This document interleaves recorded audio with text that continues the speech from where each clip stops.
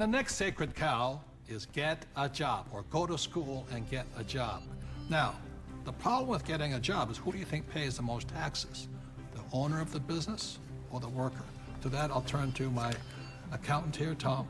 Well, it's clearly the employee who's paying the most taxes. And you know, I started as an employee right out of school, and I was paying high taxes. Even though my job is to reduce taxes, I was paying high taxes. And then I started, I know, ironic, isn't it? and then about 15 years ago, I started my own business. I started my own CPA firm, and I was now self-employed, and I was even paying more taxes. So it wasn't until I started acting like a bigger business and was really a significant sized business that I started paying less taxes. And it's because it's the business owners, and it's the entrepreneurs, and it's the investors, the active investors, that really pay the least amount of taxes. Time out. During this program, you'll hear a lot about E, S, B, and I, also known as the cash flow quadrant. E stands for employee. Employees have a job. S stands for self-employed, small business, or specialist, like a doctor or lawyer. These people own a job. B stands for big business, 500 employees or more, and these people have other people working for them. And I stands for an investor, and investors have their money work for them.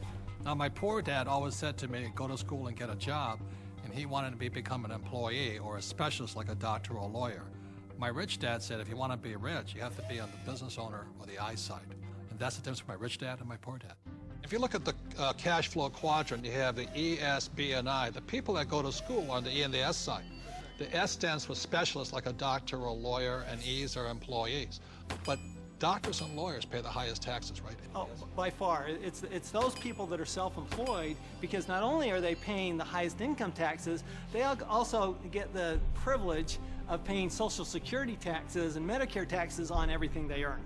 So they're paying extra taxes just to be in that S quadrant. Right, so when you go to school, again, this academic and professional, you go to school, and my mother wanted me to be a doctor. If I had followed in that footsteps, I'd be paying the highest tax possible. And they make a lot of money, but they pay the highest percentage in taxes. So that's why this relates back to go to school.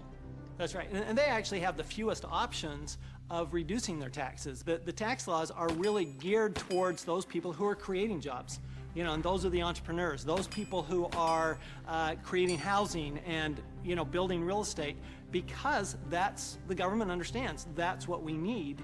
You know, we want the private sector to do that, and so we're rewarded for doing what the government wants us to do. And that's really all the tax law is. It's a system of rewards for people doing what the government wants you to do.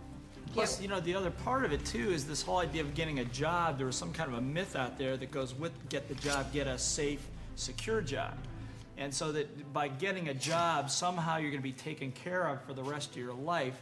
And all you got to do is pick up any paper to see how many tens of thousands of people are losing their jobs. There are no safe, secure jobs. And now we're competing with India and Asia for jobs that were sacred to America at one point in time. So this whole idea of having a job that was secure is probably the most insecure thing you could be doing right now. The idea of a secure job is an industrial age idea. Exactly. The only option is put into your head is go get a job. And I wasn't around, brainwashing. Yeah, I wasn't around entrepreneurs. I wasn't around business owners growing up. I was around employees. When I first started my company 15 years ago, I went back to my class reunion, which is always an interesting thing. And I remember saying to them, yeah, you know, I started a company about 5 years ago, and they looked at me like, oh, and some of them even said it. They go, you're so brave. And I'm thinking, you know, I've had this company for 5 years now. That is the longest I had ever worked anywhere. See, without financial education, you have to get a job. What's tragic today is so many people losing their jobs, they go back to school to get another job, but they're now competing with their kids. You know, that's insanity. So we're not saying jobs are bad, we're just saying as entrepreneurs, our job is to create jobs. The government doesn't really create jobs. They need more entrepreneurs. I didn't even know there was another option growing up. I didn't know there was another option. I didn't know, I thought all you could do was get a job. So again, it's not right or wrong to be an employee, but I'd like to know what my options are. Right, because when you were in school, did they say go to school, get your diploma so you can become an entrepreneur? No. I mean, you'll never hear that in the school system. No, they said work your way up the ladder, get the bigger Get a better paycheck, get a job. better Go to college job, to get a higher better pay. job.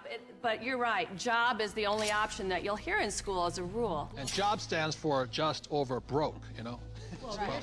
To me, the real issue with the job is it's the highest risk profession you can have because you only have one client. Now, when I started my business 15 years ago, it was after being fired from a job.